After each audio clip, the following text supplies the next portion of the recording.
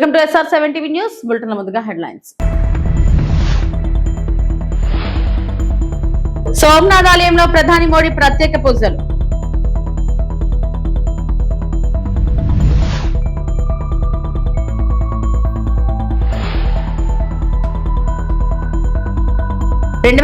గోదావరి పుష్కరాల లక్ష్యం, పోలవరం పూర్తి కోసం కేంద్ర సహకారం కోరిన చంద్రబాబు.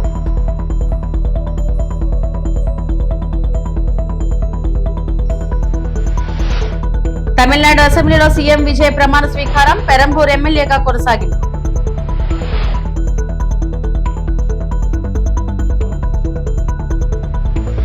గుజరాత్ లోని ప్రసిద్ధ సోమనాథ్ ఆలయాన్ని ప్రధాని నరేంద్ర మోడీ సందర్శించారు. సోమనాథ్ దివ్యక్షేత్రాన్ని పునఃప్రతిష్ఠించి 75 ఏళ్ల పూర్తయిన సందర్భంగా అమృత మహోత్సవాలు నిర్వహిస్తున్నారు. ఈ ఉత్సవాల్లో ప్రధాని పాల్గొన్నారు. वामदेवाय नमो, ज्येष्ठाय नमः, श्रेष्ठाय नमः, रुद्राय नमः. पश्येम शबीर्यजत्राः स्थिरैरङ्गैः सुष्ठुवागुंसस्तनु वीर्यसेम हि देव हितञ्जदायुः शतमिन्नु शरदो अन्ति देवा जत्रा नश्चक्र जरशन्तनूनां पुत्रासो जत्र पितरो भवन्ति मानो मध्यारीरिखतायुर्गन्धो आदितिर्द्यौरादितिरन्तरिक्ष आयुर्गुफितारिखत शम्भ सदाशिवाय महारुद्राय नमः. दधिष्णानं समर्पयामि. ओं मधुवातारितायते मधुक्षरन्ति सिन्धवः जो निरीन्द्राय त्वा जुष्टतमं शर्करास्नानान्ते शुद्धोदकस्नानम् आचमनीयं समर्पयामि. ओम नमस्ते रुद्रमन्यौतोतैखवे नमः. बाहुभ्यामुतते नमः. जाते रुद्रशिवा तनुरघोरा पापकाशिनी तया नतन्वा सन्तमया गिरिशन्ता विजाकसीः जामिखों गिरिशन्तास्ते बिभर्गतवे शिवाङ्गेरि त्रताङ्कुरुमाय गोसेः पुरुखं जगता शिवेन च त्वा गिरिशाच्छा वदामसि तथा नः सर्वमिज्झागादयस्मगो सुमनाशता अद्योचदयुक्ता प्रथमो दैवो भीखका हि च सर्वाञ्जं भयन् सर्वाच्च धातु धान्यो ये पराशिष्ट शान्तिर्भवतु अमृताभिषेकोस्तु. हर हर महादेवा. ओम पया पृथिव्यां पयोखदिगुपयो दिव्यन्तरिक्षे पयोधा आचमनीयं समर्पयामि. दधिष्णानं स्वस्यवादिनः सुरभिनो मुखाकर्पण आयुर्गुफितारिखत शम्भ सदाशिवाय महारुद्राय नमः. दधिष्णानं समर्पयामि. ओं मधुवातारितायते मधुक्षरन्ति सिन्धवः जो निरीन्द्राय त्वा जुष्टतमं शर्करास्नानान्ते शुद्धोदकस्नानम् आचमनीयं समर्पयामि. ओम नमस्ते रुद्रमन्यौतोतैखवे नमः. बाहुभ्यामुतते नमः. जाते रुद्रशिवा तनुरघोरा पापकाशिनी तया नतन्वा सन्तमया गिरिशन्ता विजाकसीः जामिखों गिरिशन्तास्ते बिभर्गतवे शिवाङ्गेरि त्रताङ्कुरुमाय गोसेः पुरुखं जगता शिवेन च त्वा गिरिशाच्छा वदामसि तथा नः सर्वमिज्झागादयस्मगो सुमनाशता अद्योचदयुक्ता प्रथमो दैवो भीखका हि च सर्वाञ्जं भयन् सर्वाच्च धातु धान्यो ये पराशिष्ट शान्ति. ఆంధ్రప్రదేశ్ ముఖ్యమంత్రి నారా చంద్రబాబు నాయుడు ఢిల్లీలో కేంద్ర జలశక్తి మంత్రి సిఆర్ పాటిల్ తో భేటీ అయ్యారు. ఈ సందర్భంగా పోలవరం ప్రాజెక్ట్స్ కు సంబంధించిన కీలక సమస్యలను పరిష్కరించాలని కేంద్ర మంత్రిని సీఎం కోరారు. 2027 గోదావరి పుష్కరాల నాటికి పోలవరం ప్రాజెక్టును పూర్తి చేయాలనే లక్ష్యంతో కేంద్రం పూర్తి సహకారం అందించాలని విజ్ఞప్తి చేశారు.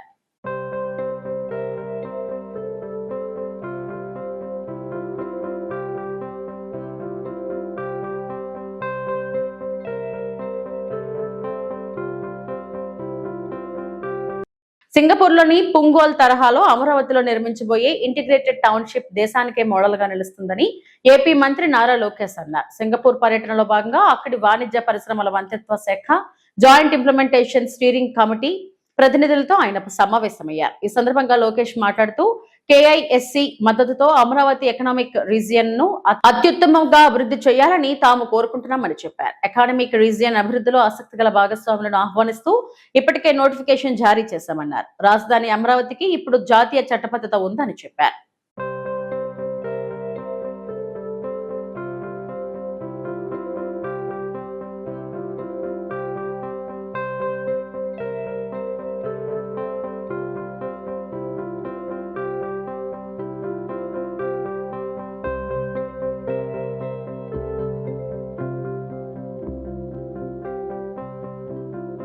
తమిళనాడు ముఖ్యమంత్రి సి జోసెఫ్ విజయ్ సోమవారం చెన్నై సచివాలయంలో తమిళనాడు అసెంబ్లీ సభ్యుడిగా ప్రమాణ స్వీకారం చేశారు. ప్రోటెం స్పీకర్ ఎంవి కారుపై ఆయనతో ప్రమాణం చేయించారు. విజయ్తో పాటు తమిళగ వెట్రి కజగం పార్టీకి చెందిన ఇతర ఎమ్మెల్యేలు కూడా అసెంబ్లీ సభ్యులుగా ప్రమాణ స్వీకారం చేశారు. ఇటీవల తమిళనాడు 13వ ముఖ్యమంత్రిగా బాధ్యతలు స్వీకరించిన విజయ్ తిరుచిరాపల్లి ఈస్ట్ ఎమ్మెల్యే పదవికి రాజీనామా చేశారు. ఇకపై పెరంబూరు నియోజకవర్గం ఎమ్మెల్యేగా కొనసాగనున్నారు.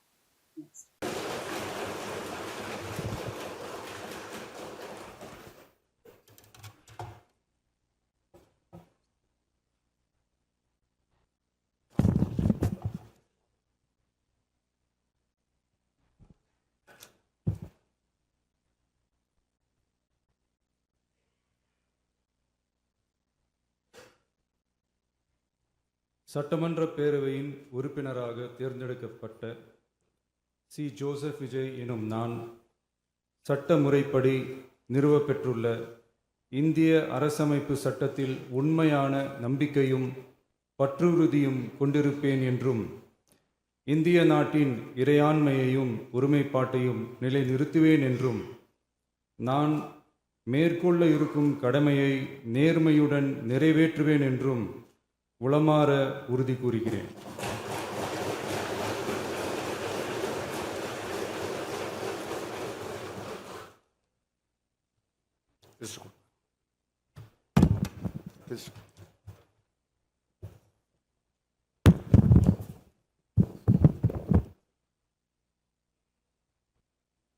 ముఖ్యమంత్రి చంద్రబాబు అంటే వెన్నుపోటుకు కేర్ ఆఫ్ అడ్రస్ అని విమర్శించారు వైఎస్ఆర్సీపీ అధికార ప్రతినిధి వంగవీటి నరేంద్ర. మెడికల్ కాలేజీలను తన బినామీలకు దోచిపెడుతున్నారు. పీపీపీ పద్ధతిలో ప్రైవేట్ పరం చేయటం అభివృద్ధా అని ప్రశ్నించారు. అమరావతిలో అర్థాలకు పెట్టే ఖర్చుతో మెడికల్ కాలేజీలు పూర్తయ్యేవని చెప్పుకొచ్చారు. వైఎస్ఆర్సీపీ అధికార ప్రతినిధి వంగవీటి నరేంద్ర తాజాగా మీడియాతో మాట్లాడారు. ఏ విధంగా నాశనమైంది రవీంద్ర గారు, నేను అడుగుతున్నాను మిమ్మల్ని.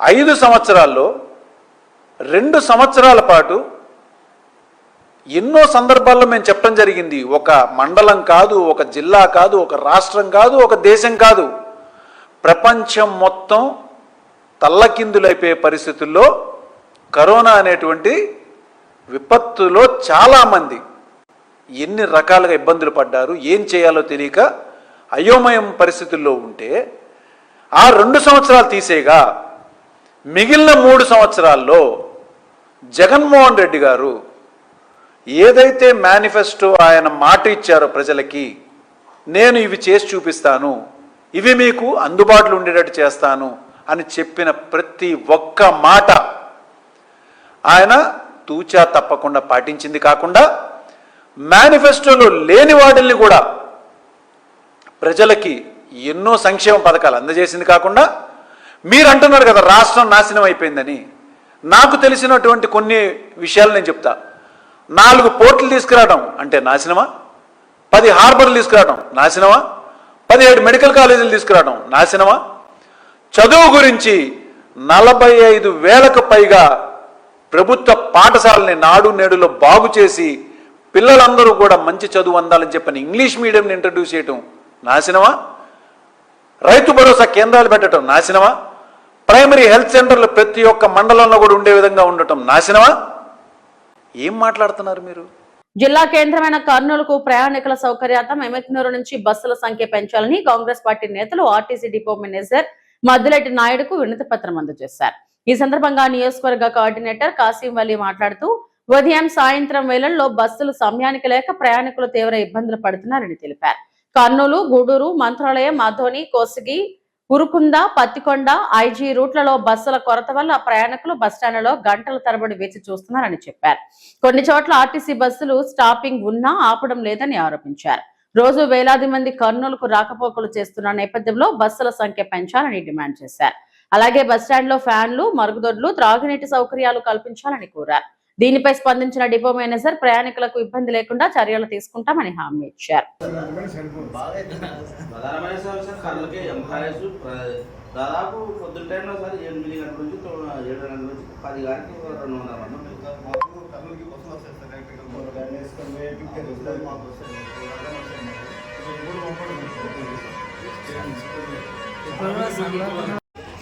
ఎమ్మెన్యూరు ఆర్టీసీ బస్టాండ్లో ప్రయాణికుల రద్దీని ఉద్దేశించి మేము స్థానిక డిపో మేనేజర్ గారిని కలిసి వినతి పత్రం ఇచ్చాము.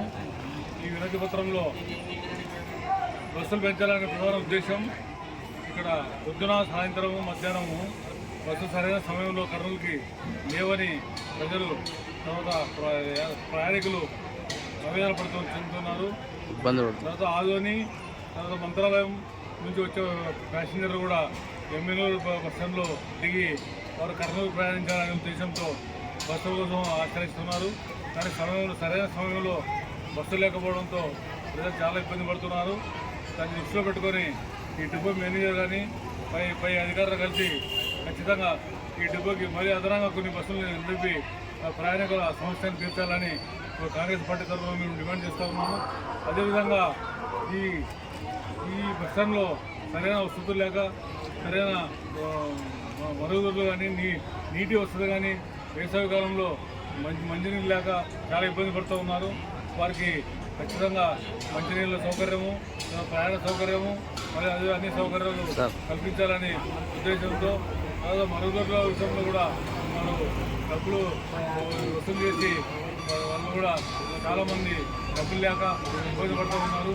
ప్రయాణికుల్ని ఉద్దేశించి మీరు ఈ సమస్యలన్నింటినీ దృష్టిలో పెట్టుకొని భవిష్యత్తులో కూడా పునరావృతం కాకుండా ప్రయాణికులకి సాయం చేయాలని కాంగ్రెస్ పార్టీ తరఫున మేము డిమాండ్ చేస్తున్నాము.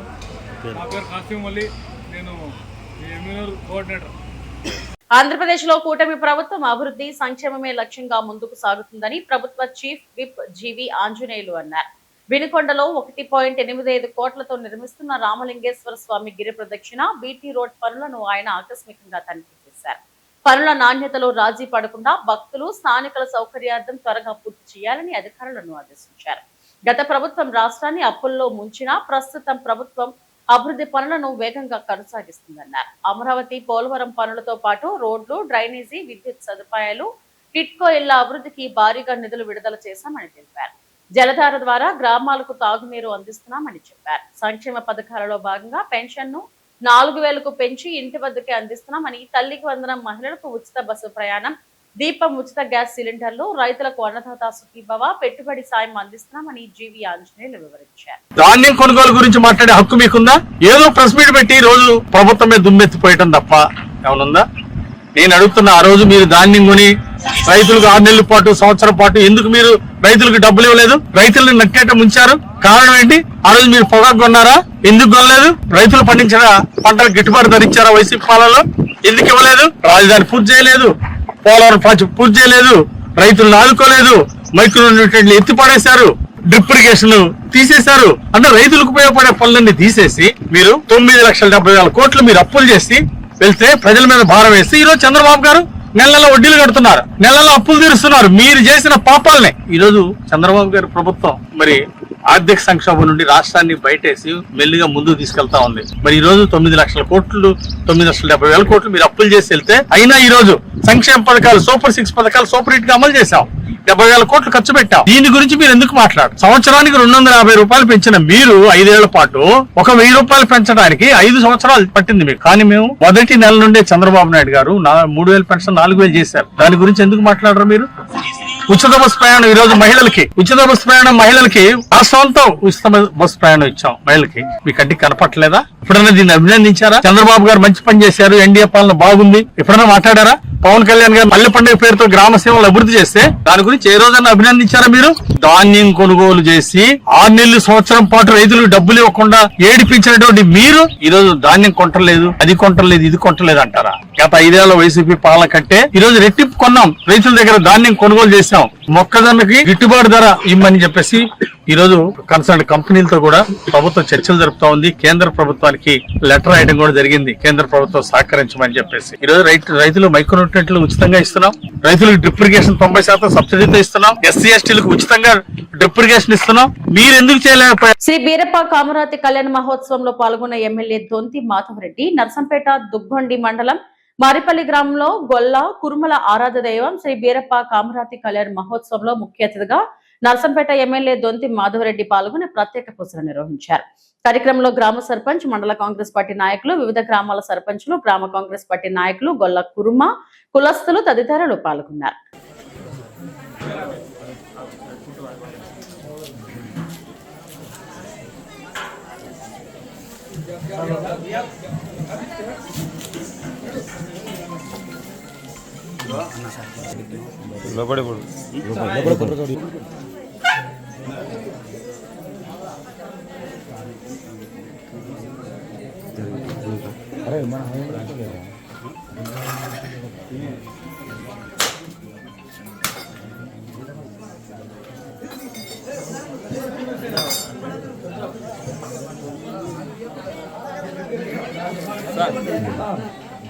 తిరుపతి తాతయ్య గుంట గంగమ్మ జాతర మహోత్సవాలు వైభవంగా కొనసాగుతున్నాయి. ఈ సందర్భంగా శ్రీ రమ్యానంద భారతి స్వామిని ఆధ్వర్యంలో శ్రీ శక్తి పీఠం ఆలయం తరఫున గంగమ్మ తల్లికి భక్తి శ్రద్ధలతో సారె సమర్పించారు.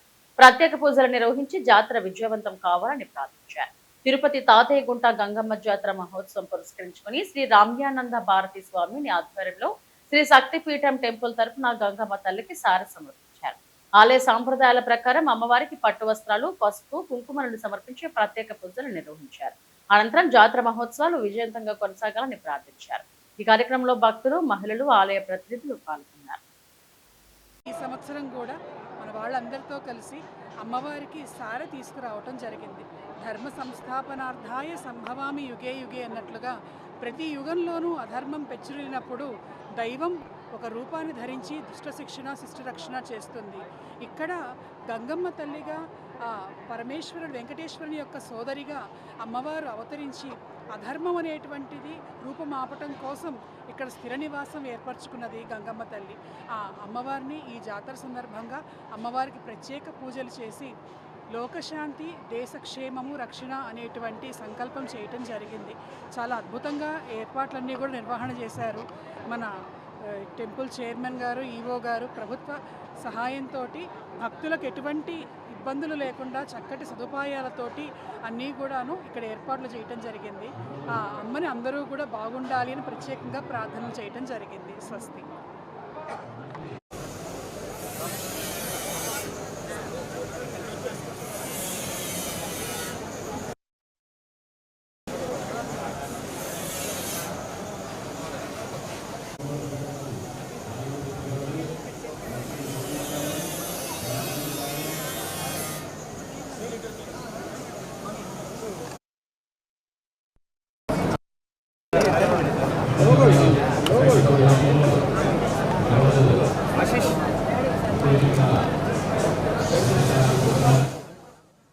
పల్నాడు జిల్లా సత్తెనపల్లిలో జరిగిన చైన్ స్నాచింగ్ కేసును పోలీసులు విజయవంతంగా ఛేదించారు. ఈ కేసులో 2 నిందితులు, 2 బాల నేరస్తులను అదుపులోకి తీసుకున్నారు. పోలీసుల వివరాల ప్రకారం ఓ మహిళ మెడలో ఉన్న బంగారు తాలిబొట్టును అపహరించిన ఘటనపై కేసు నమోదు చేసి దర్యాప్తు చేపట్టారు. సీసీటీవీ దృశ్యాలు, సాంకేతిక ఆధారాల సహాయంతో నిందితులను గుర్తించి పట్టుకున్నారు. నిందితుల నుంచి సుమారు 1.33 లక్షల విలువైన 13.88 గ్రాముల బంగారు ఆభరణాలు, అలాగే hero Splendor plus motor cycle ను స్వాధీనం చేసుకున్నారు. ఈ కేసును ఛేదించడంలో పవన్ కుమార్ నేతృత్వంలోని పోలీసు బృందం కీలక పాత్ర పోషించింది. హెడ్ కానిస్టేబుల్ ఏవి ఆంజనేయులు, కానిస్టేబుల్ కె రాజు సేవలను అధికారులు అభినందించారు. ప్రజలు అప్రమత్తంగా ఉండి అనుమానాస్పద వ్యక్తులపై వెంటనే పోలీసులకు సమాచారం ఇవ్వాలని అధికారులు సూచించారు. నేరం జరిగిన ప్రదేశానికి సమీపంలో నేరస్తుల యొక్క సంచారం ఏదైతే ఉందో అవి వచ్చినటువంటి సీసీటీవీ ఫుటేజీల ఆధారంగా నేరస్తుల్ని గుర్తించి వారిని ఈ రోజున ఉదయం సత్తెనపల్లిలో గడియార స్తంభం సెంటర్లో గుర్తించి వారిని అందరిని కూడా అదుపులోకి తీసుకొని విచారించడం జరిగింది. విచారించిన తర్వాత వారి వద్ద నుంచి చోరీకి గురి కాబడినటువంటి 1 కేజీ 400 గ్రాముల వెండి ఆభరణాలని స్వాధీనం చేసుకున్నాము. దానితో పాటుగా ఈ యొక్క నేరం చేయడానికి ఉపయోగించినటువంటి ఒక మోటార్ సైకిల్, అదే విధంగా ఆ యొక్క షట్టర్ తాళాలు పగలగొట్టడానికి ఉపయోగించినటువంటి గడ్డపారను కూడా స్వాధీనం చేసుకోవడం జరిగింది. ఈ నేరంలో ముఖ్యంగా 2 పెద్దవాళ్ళు, 2 చట్టంతో విభేదించినటువంటి బాలురు, అంటే మైనర్స్ 2 పార్టిసిపేట్ చేయడం జరిగింది. ఆ 2 మైనర్స్ లో కూడా ఒకరు గతంలో ఒక 3 నేరాలలో పాల్గొని వారిని జువెనైల్ బోర్డు ముందు ప్రొడ్యూస్ చేయటము, హోంకు పంపించినటువంటి బాలుడు, ఇంకొక కొత్త బాలుడు ఈ నేరంలో పాల్గొన్నారు. దీంట్లో ముఖ్యంగా ఎవరైతే 2 పెద్దవాళ్ళు ఉన్నారో షేక్ హుస్సేన్ షరీఫ్ అలియాస్ చోటు, ఇతను ఒక మెకానిక్ షాప్ రన్ చేస్తూ ఉంటాడు. దానితో పాటుగా 2వ వ్యక్తి నల్లగట్ల శివయ్య. వీళ్ళిద్దరు కూడా సత్తెనపల్లి పట్టణానికి సంబంధించినటువంటి వాళ్ళే. వీళ్ళిద్దరూ క్రికెట్ బెట్టింగ్స్ లో అప్పులు చేసి పెట్టడము, అప్పులు ప్రెజర్ ఎక్కువ కావటము, దానితోటి ఆ అప్పులు తీర్చడానికి వేరే మార్గం లేకపోవడంతో ఆల్రెడీ కొంత నేర స్వభావం కలిగినటువంటి ఈ బాలురు ఎవరైతే ఉన్నారో వారిద్దరిని కూడా వారు ఒక టీమ్ గా తయారయ్యి వీరు ఈ యొక్క నేరం చేయటానికి, ఈ యొక్క దొంగతనం చేయటానికి ప్లాన్ వేసుకొని ప్రణాళికాబద్ధంగా ఆ యొక్క గడ్డపార తీసుకొని జనసంచారం లేనటువంటి సమయంలో వెళ్ళి ఆ షట్టర్ని పగలగొట్టి దాని లోపల ఉండేటటువంటి వెండి ఆభరణాలని దొంగతనం చేయడం జరిగింది. ఈ నేరాన్ని 8వ తారీఖు ఉదయం మనకు రిపోర్ట్ అయితే ఈ రోజున 11వ తారీఖు అంటే 3 రోజుల్లో నేరాన్ని ఛేదించడమే కాకుండా నిందితుల్ని అదుపులోకి తీసుకోవడము, అదేవిధంగా నేరంలో పోగొట్టినటువంటి ఏదైతే దొంగతనానికి గురి కాబడినటువంటి ఏదైతే సొత్తున్నదో సొత్తుని యథాతథంగా రికవరీ చేసినటువంటి ఎస్ఐ పవన్ గారికి, అదేవిధంగా దీంట్లో భాగస్వాములైనటువంటి దర్యాప్తులో భాగస్వాములైనటువంటి ఆంజనేయులు, రాజు వీరందరికీ కూడా అభినందిస్తూ ఇవి ఇప్పటివరకు నా బులెటిన్ అప్డేట్స్. నమస్తే.